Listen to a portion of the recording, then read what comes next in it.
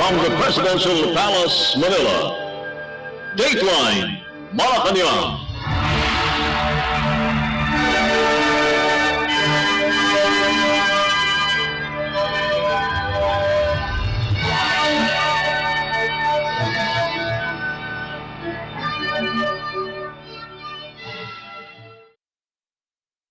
Good day, this is Dateline Malacañang, and here are the news. On the top story, Philippine President Ferdinand R. Marcos Jr. expressed condolences over the death of Agriculture Undersecretary de Gracias Victor Savellano, whom he honored as a true public servant. In a statement, the president describes Savellano as a dear friend and someone whose heart always belonged to the people he served. President Marcos said Savellano will always be remembered given the lives he touched and the progress he brought to Ilocos and the nation. The National Tobacco Administration, or NTA, made the announcement through its social media account saying that he passed away on Tuesday morning at the age of 65. Savellano was the NTA's oversight official and part of its governing board. He also served as House Deputy Speaker and Ilocos Sur 1st District Representative. Savellano also became a governor of Ilocos Sur. The chief executive said as governor and representative of Ilocos Sur, Savellano brought meaningful progress to the province, always guided by his love for Ilocos Sur and its people. President Marcos added that Savellano carried that same dedication to his role at the Department of Agriculture, or DA, working tirelessly to strengthen the livestock sector and support farmers across the country. The DA, meanwhile, honored Savellano for his efforts to improve the livestock sector despite pressing challenges. To honor his legacy, the nation flag at the DA's main building in Quezon City is flown at half-staff. Dateline Malacañang. Philippine President Ferdinand R. Marcos Jr. directed his cabinet to revisit the administration's programs contained in the National Expenditure Program, or NEP, but were defunded by Congress, particularly those critical to the socio-economic program. The president gave the directive as he convened the first full cabinet meeting at the Malacañang Palace in Manila for this year. President Marcos said many things have to be fixed, citing the 12 billion pesos decrease in the budget for the maintenance of roads, 500 million pesos reduction in the funding for routine maintenance of bridges, and a 21 billion pesos budget cut for feasibility studies. The chief executive said he is willing to sit down with each department to make sure the government's actual expenditure program would resemble the NEP. President Marcos Jr. added that he wants to know what happened to the department's respective budget allocations, specifically the funds for critical projects. On December 30, 2024, President Marcos signed into law the 6.326 trillion pesos General Appropriations Act, or GAA, for 2025 and vetoed over 194 billion pesos in line items he deemed inconsistent with his administration's priorities. The Philippine president directly vetoed some provisions not responsive to the people's needs and pursued conditional implementation on certain items to ensure prudent utilization of public funds.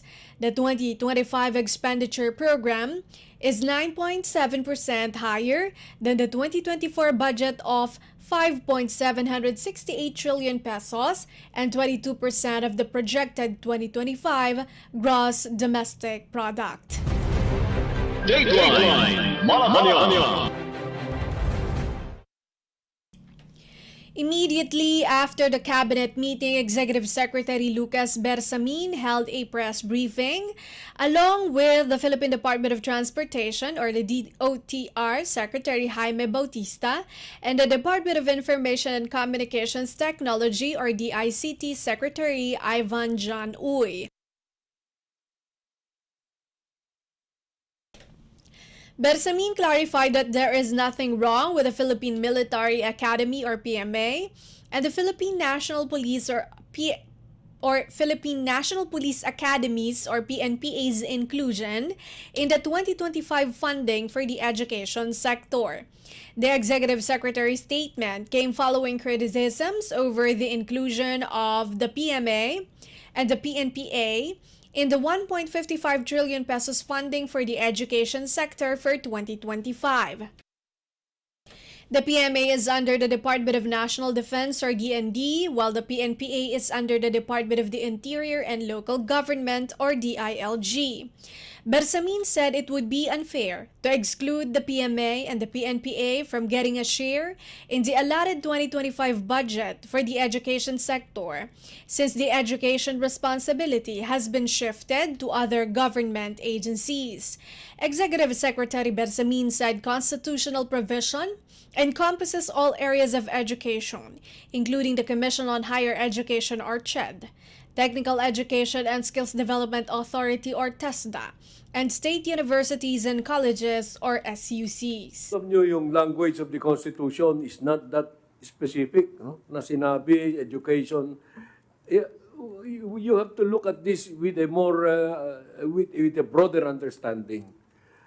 If before the treatment was, ang budget ng education was only that allocated to DepEd, that was the wisdom at the time. But then, so many things have happened. Yung education responsibility has been shifted to other sector, to other government agencies. So, is it fair for everyone to claim na hindi mo dapat ibilang yan sa education sector dahil nandun sa PNP or nandun sa AFP? Hindi maganda yun. Okay? Now, this is more a matter of looking at the situation. DepEd is not the only agency in the education sector, but it has the greater portion of the education pie, the budget for the education sector. Of course, you will also consider TESDA. Hindi ba TESDA education yan? Okay? And then you have the SUCs. CHED. CHED, higher education yan. SUCs.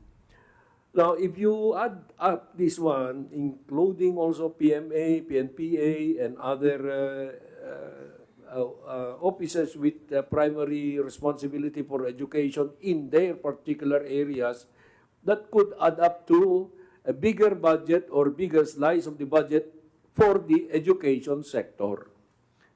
So, with the veto na ginawa ni Presidente doon sa DPWH, mas malaki ang education. Na-comply yung Constitution doon.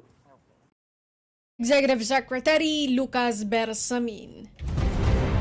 Dateline Malacañang. Philippine Department of Transportation or DOTR Secretary Jaime Bautista said the cuts in its 2025 budget would have a minimal impact on its 16 infrastructure flagship projects or IFPs that need to be implemented as soon as possible. While Bautista admitted that the DOTR suffered some reductions in its budget from foreign-assisted projects, it would still be able to fund its flagship transport projects from the loan proceeds.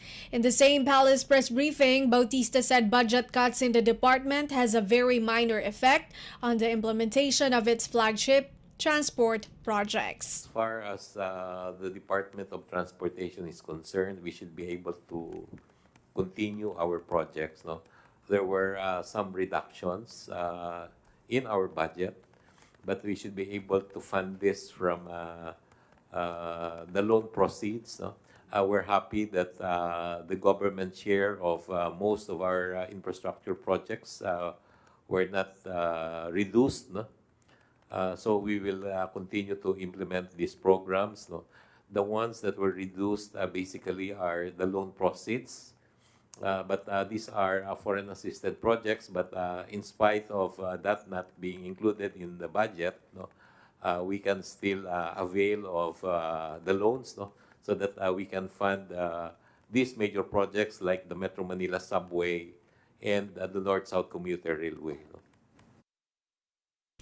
Bautista added that the acquisition of properties, right-of-way, and site acquisition, funding, relocation of informal settler families, relocation of utilities, and registration of properties are some of the issues that are causing delays in the implementation of the DOTR's flagship projects. The Transportation Secretary said an interagency committee has also been formed to resolve the issues about the right-of-way, which is the biggest problem in the implementation of infrastructure projects. Bautista said the current administration remains optimistic that the flagship transportation projects would be implemented on time.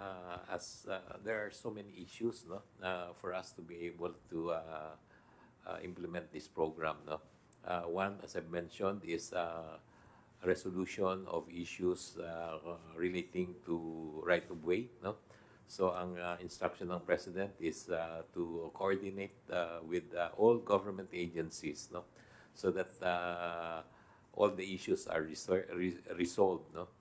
In fact, we have organized an interagency committee, no, among certain departments, no, like the PWH, the OJ, no, OSG, no,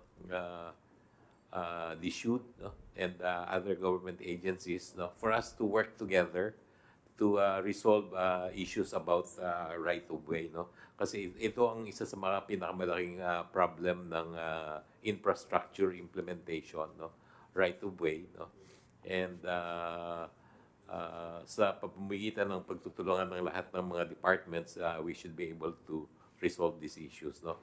But yung office ng Solicitor General will really help us, especially in pursuing expropriation cases, no, so that we can take possession of those properties that we need so that we can implement our projects, no. As we have discussed, no, may mga resolution naman, no. So we're expecting that even with all these problems, no, we should be able to implement the projects still on time, no. Yun ang objective talaga namin, no, for us to be able to implement this project on the newly established timetable, no?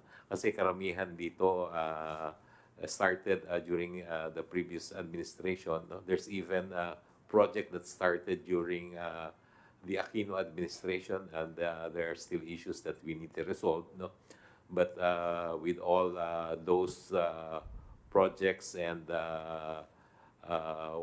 ways forward plans that we will implement, no, we're expecting that we will be able to resolve these problems and implement the projects still on time, no? Department of Transportation, DOTR Secretary Jaime Bautista. Dateline Malacañang. In the meantime, the Philippine Department of Information and Communications Technology, or DICT, is pushing for changes to the cybercrime law to better address the evolving tactics of scammers. In the same press briefing at the Malacañang Palace, DICT Secretary Ivan John Uy acknowledged that scam text messages have resurfaced despite the implementation of the SIM card registration law. He noted that while the registration had helped deter scammers, these criminals have adopted using new techniques and equipment. Laking epekto yung SIM card registration dahil as you would notice, nung naging effective yung SIM card registration, malaking binaba nung mga scammers, no? Dahil naputulan sila ng one main method of scamming. But then they shifted to other methods. And in these methods that they're using now, they are SIM, they do not need SIM. They operate on what we call over-the-top services like Telegram, Viber, or Messenger, which do not require a SIM card. So some of them are using those methodologies. But really, I think the more effective is really to increase our operatives on the ground in order to be deployed in different areas where we will be able to detect these operations, no? Because we know where they operate. They normally operate in crowded areas where they're able to maximize their fraudulent activity. And we're also addressing, so they've resorted to what we call guerrilla tactics na. Dati kasi, ang nangyayari, they're all located in one big building. They operate from that building. So ngayon, dahil marami tayong na-raid at na dismantle ng mga malalaking operations na ganun, naging guerrilla warfare ngayon. They've reduced them into smaller teams, very mobile, they move around, and so we have to respond accordingly and also change our tactics in going after them. So it's really, as my Tokayo said, a cat and mouse thing with these scammers and hackers. Thank you.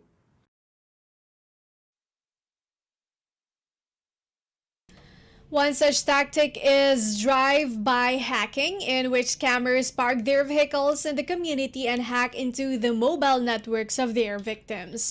To combat these evolving threats, the DICT is strengthening its on-the-ground operations while working with Congress to update the cybercrime law. Ang strategy namin ngayon is to do it on the operational level, no?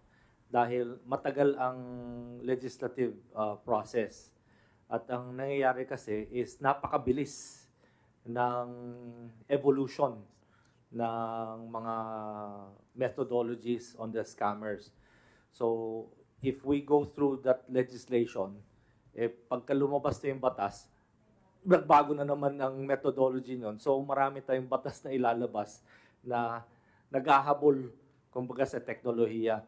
So, what we are actually working on with Congress is to amend the cybercrime law in order to have a more encompassing approach. Like in other countries, what they have legislated is a law against online harm. So, kung ma-address yung online harm, that covers a wide swath, no? Whether it's cybercrime, it's scamming, it's hacking. So long as you conduct activities that will cause harm to others online, then it's covered by that law. So we're trying to consolidate and come up with a more inclusive approach rather than addressing them on a per methodology basis. Kasi yun nga, hindi tayo makakahabol niyan. Pagkalabas ng batas, nagbago na naman yung technology at yung technique ng mga criminals na ito. Department of Information and Communications Technology, Secretary Ivan John Uy. Dateline Malacañang. Malacañang expressed concern over the presence of the China Coast Guard or CCG monster ship in the Philippines Exclusive Economic Zone or EEZ. In a palace press briefing, Executive Secretary Lucas Bersamin said the Philippine Coast Guard or PCG has been closely keeping tabs on the Chinese ship, adding that its presence within Philippine waters has been continuously challenged. The CCG ship 5901, dubbed a monster ship due to its massive size of 12,000 gross registered tons, was spotted in the coastline of Capones Island in Zambales on January 4. The PCG's BRP Cabra and its aircraft, the Northern Luzon Command, and other assets from the Area Task Force North and National Task Force West Philippine Sea are keeping in a tight watch on CCG 5901. We view it with concern. No, ganito yan. So far, we have been challenging the presence of that monster ship. The Coast Guard, our Coast Guard, has always been very alert in following up yung presence of that monster ship. pasulpot-sulpot, and it is within our exclusive economic zone. So, challenge yan. If you look at the YouTube channel, makikita ninyo where there were many occasions na challenge ng ating mga Coast Guard vessels yung kanila. Meron ding counter-challenge yung Coast Guard ng China. But it all works well in the end kasi nothing confrontational happens. So, maaring projection ng issue dito. But I'm not going to say anything more because that's a matter of operation. No? Executive Secretary Lucas Bersamin. Dateline Malacañang. Executive Secretary Lucas Bersamin said it is malicious to claim that the reorganization of the National Security Council, or NSC, is a prelude to martial law. This was after former presidential spokesperson Harry Roque alluded that Philippine President Ferdinand R. Marcos Jr.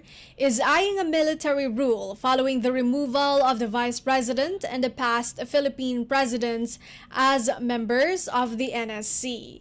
In a palace press briefing, Bersamin said what the president has in his mind is the economic prosperity of the country, the health and welfare of the people, and the prioritization of his legacy projects. Alam mo kung iniisip mo yan lagi, that's malicious. Ano? Because the Constitution is very clear when may a president declare martial law. I don't think it is in the mind of the president right now. What he has in mind is the economic prosperity of the country, the health and welfare of the people, especially those of the lower classes, and the prioritization of his legacy projects. No? The president accepts that as the number one concern. It's not about martial law. It's not about extending himself in power. No, he has no thinking about that. He does not even think in those terms. Malicious talaga si Mr. Harry Roque. Bersamin also reacted to former Chief Presidential Legal Counsel Salvador Panelo's claim that the removal of Vice President Sara Duterte as a member of the NSC was an ill-advised presidential move. Panelo on January 4th said President Marcos's reorganization of the NSC smacks of dirty politics and another brazen measure to diminish the political star power of VP Sara. On December 30, 2024, the Chief Executive issued Executive Order EO-81 reconstituting the NSC to ensure that the Council members uphold and protect national security and sovereignty, thereby fostering an environment conducive to effective governance and stability. According to EO-81, the NSC was reorganized so the Council could remain a resilient national security institution capable of adapting to evolving challenges and opportunities both domestically and internationally.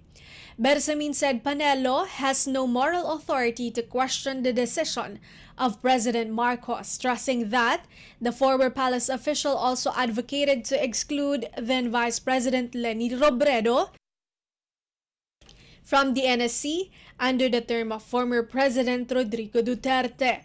He also stressed that the president, having the power of absolute reorganization, can choose the people he listens to or he would listen to.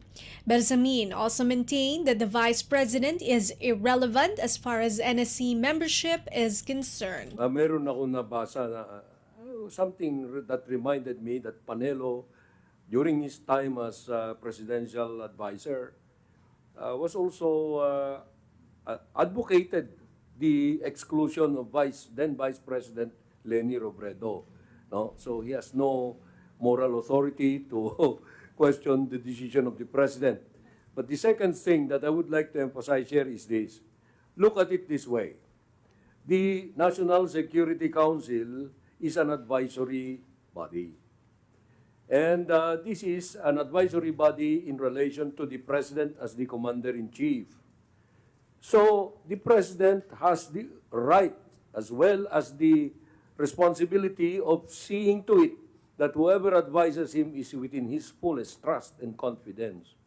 Now, I am not saying that the Vice President has already does not anymore deserve to be trusted, but I'm just saying that with the recent developments, it is not going to be good advice or good action on the part of the President to still have her on board. Now, anyway, the President has the absolute power, the power of absolute reorganization, meaning he can choose the people he listens to or he would listen to. So if the National Security Council is supposed to be including members who are trusted by the President, then let it be understood in that light. Wala kaming personalan, but my statement before was the Vice President has ceased to be relevant as far as the responsibilities of that membership in the National Security Council is concerned. Executive Secretary Lucas Bersamin. Dateline Malacañang. Philippine Executive Secretary Lucas Bersamin questioned the motives of former Social Security System or SSS Chief Executive Rolando Ledesma Makasait in calling for the suspension of the scheduled increase in contribution rates. Makasait stepped down from his position last year to run for a congressional seat in the May elections under the SSS-GSIS Pensionado party list. Bersamin urged the public to allow the increase to proceed, saying the hike was based on thorough actuarial studies. The adjustment, he said, was planned well in advance. Bersamin also emphasized the importance of letting the SSS operate without undue interference, warning that constant meddling could have negative consequences. Bersamin said any potential review of the contribution hike could be appropriate in the future, but maintained the current increase should continue as scheduled. Dateline Malacañang. Malacañang on Tuesday brushed off notions that the Philippine Department of Public Works and Highways or DPWH has a higher budget compared to the Department of Education or DepEd. Executive Secretary Lucas Bersamin said the administration of Philippine President Ferdinand R. Marcos Jr. complied with the constitutional requirement to prioritize the education sector. Some quarters questioned the inclusion of the budgets of the Philippine National Police Academy or PNPA and the Armed Forces of the Philippines or AFP in the education sector. This in effect made DPWH budget bigger compared to the education sector. But in a press briefing in Malacañang, Bersamin explained the language of the Constitution is not specific, saying education must be looked at with a broader understanding. Bersamin said DepEd is not the only agency in the education sector, but it has the greater portion of the education pie.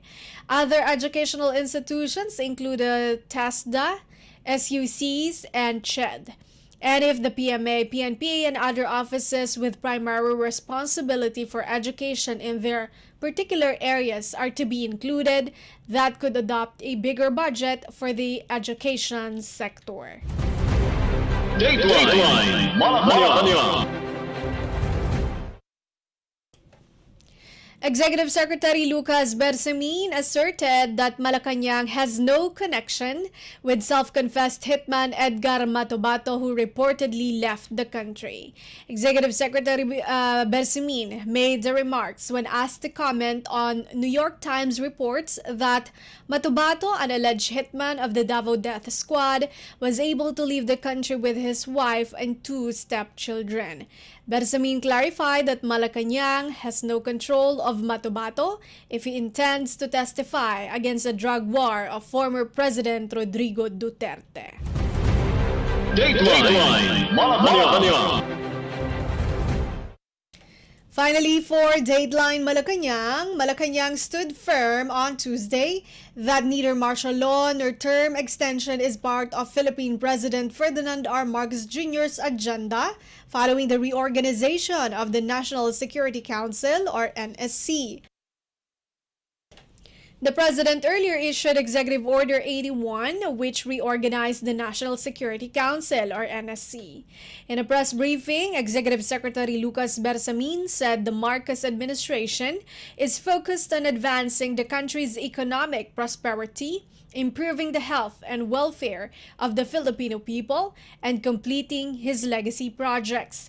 Bersamin made the remarks in response to the critics questioning Executive Order 81 that reorganized the NSC. He said the power falls within the President's responsibility to ensure that whoever advises him is within his fullest trust and confidence.